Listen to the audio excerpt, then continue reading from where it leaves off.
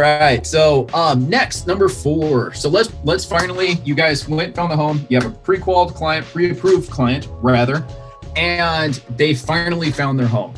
All right. Now, are you guys calling, ladies? Sorry, are you guys, ladies? Such a habit.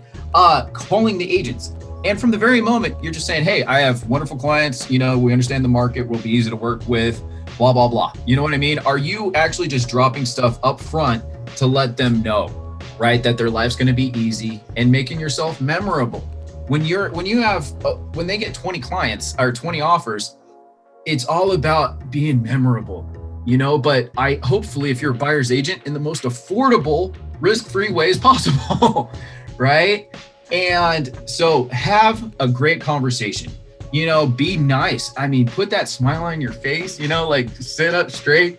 Hey, this is so-and-so. I got some awesome clients. You know, they put out 3 offers and they're ready to go, man. I'll get back to you soon. Thank you so much. You know, being great right off the bat. So be memorable, be pleasant, and communication, right? From the very moment you guys find it, you have to just start schmoozing. But what's the other benefit of kind of being nice and easy to work with and schmoozing?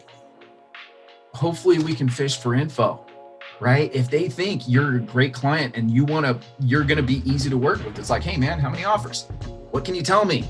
You know, my clients, they're great. You know, they want this home.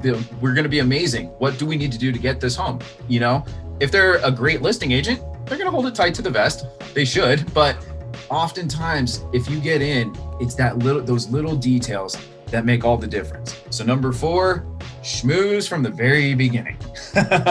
All right. Any questions, thoughts on that one?